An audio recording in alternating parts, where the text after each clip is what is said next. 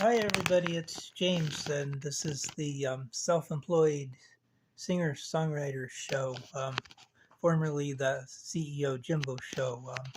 And Again, this is on Malaysia Airlines Flight 370, a missing Boeing 777 that disappeared about 10 years ago on a flight from Kuala Lumpur, Malaysia to Beijing, China. I've been writing a book about this subject, and um, it's in 4 sections, and I've been um, making videos on this about every 2 weeks. I work on a section for about 2 weeks, and then make a video about kind of my most interesting findings, and then I switch to the next section and do the same. This tonight it's on section 1. I'm running quite behind. I actually switched to section 2 like about a week ago, but due to weather and my music outdoor performances and so on, I didn't get it my document from my flash drive to my tablet until just today. So anyway, I have an excerpt for you, and I have kind of a couple of drawings that are kind of about kind of missing airplanes. This one and kind of an example to kind of help kind of put this in perspective, perhaps. So anyway, kind of show you around. This is kind of 2 drawings that I made. This is my tablet here with an excerpt that I'm going to read you in a minute. This is my atlas here, and this is kind of basically where we're talking about the Indian Ocean, Africa, India, China, Australia here. The plane took off from Kuala Lumpur, Malaysia, where my finger is, heading to Beijing, China. And it got over this water area here, just out of like 1 hour out of Kuala Lumpur, and it disappeared off of radar and air traffic control communications at that point. And it was like at night, just after midnight. I kind of am assuming that you're following the story. It just happened about 10 years ago in March, and it's been in the news. So you've probably heard about it around March, about its 10-year sort of anniversary of this disappearance. So anyway, so to kind of, let me do the excerpt first here before it kind of goes away. I was hoping for a different one, but I couldn't find it. One where NTSB, USA NTSB investigator kind of says that that the plane had been. They think that the plane kind of came down here, and a search was done in this area, and then a little bit later, another search was done in this area, and the NTSB investigator kind of thinks that it was kind of way farther north in the Andaman Sea area. But I couldn't find that one. Sure enough, that disappeared. Yeah, it came right back up again. So this is kind of maybe the next best thing. I just couldn't find what I was looking for. This is about sort of that there's lots of conspiracy theories, and people are saying, that all this complicated stuff happened to it, where it just ended up, maybe the captain hijacked it and it went down there, or they all passed out due to lack of oxygen and it all went down there, and that type of stuff. But someone kind of puts forth that I think there's several that kind of put forth that this is more simple. Like I think Sully Sullenberger kind of put forth that this, when we finally figure out what happened, it might be something that's sort of like somewhat simple. I think, but he said it was complicated. Um, anyway, don't quote me on any of that. So perhaps the best course is to follow the principle of the 14th century Franciscan friar William of Ockham for resolving disputed scientific issues in the absence of conclusive evidence, a principle known as Occam's razor. If there are two or more explanations for an occurrence, the simplest, or the one with the fewest assumptions, is likely to be the correct one. And this is Clive Irving. The article was written on March 3, 2024. Get rid of that. This title was Ignore the Nutty Conspiracies. MH370 was likely a zombie flight. Will we ever know? A decade has passed and we're yet to learn how MH370 came to its end. The truth is likely simpler and scarier than countless conspiracy theories would have you believe. 1 May 2024, and this is, I found this article on May 1st, 2024 from this, thedailybeast.com.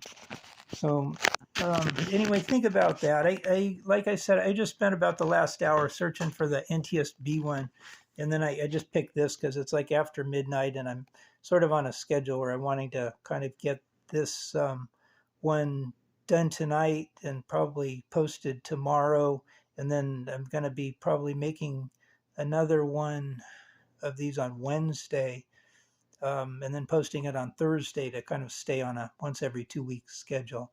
So anyway, think about that Occam's razor thing.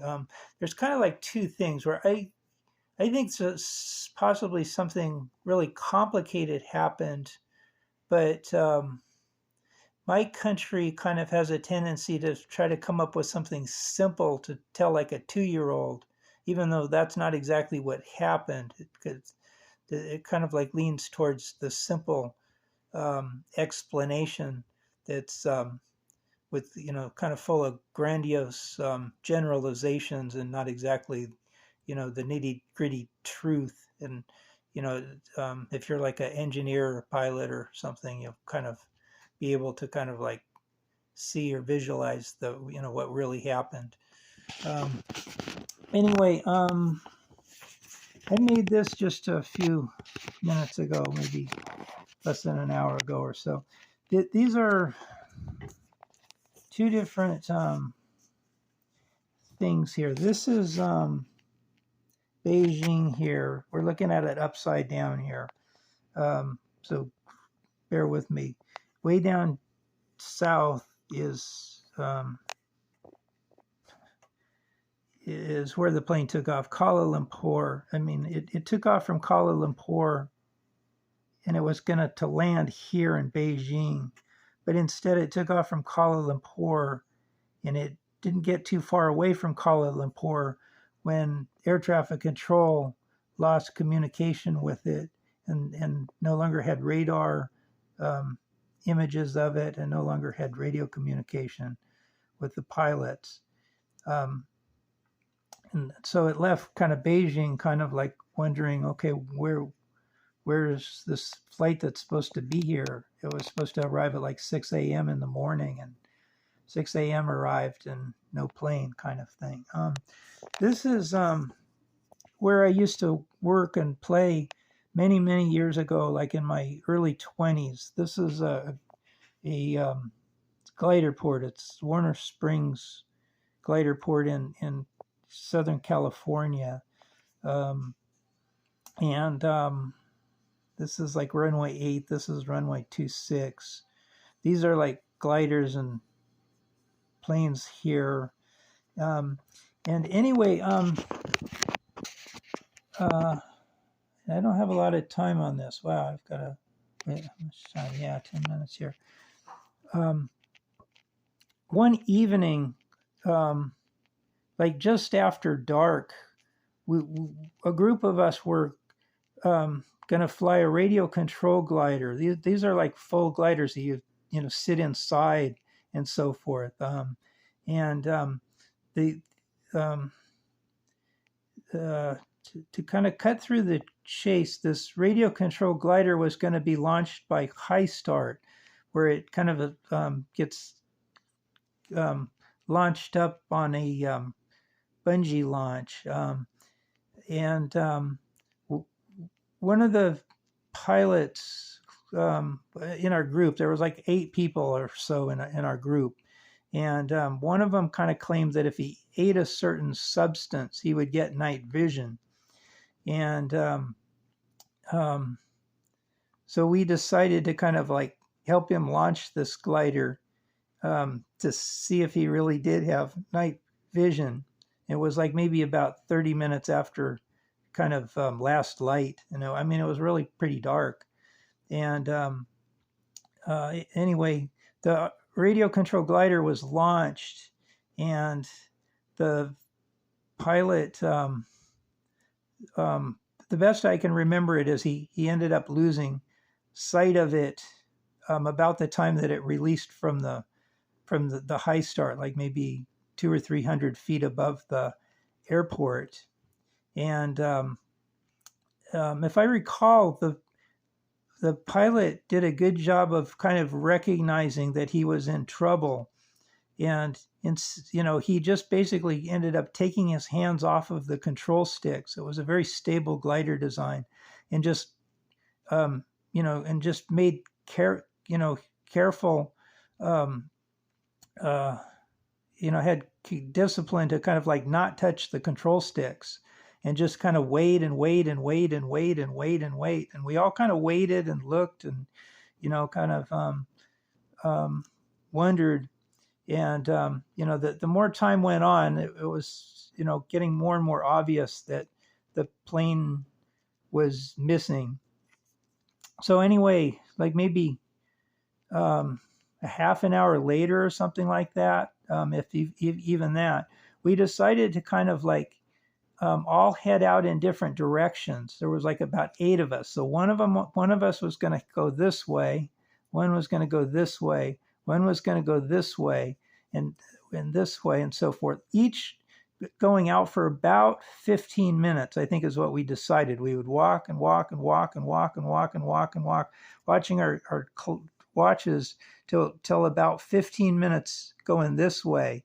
And if we didn't find the aircraft, then go ahead and turn around and walk back with some, this was kind of your area, and this person would go out here and kind of like go this for like 20 minutes, and then this 15 or whatever it was.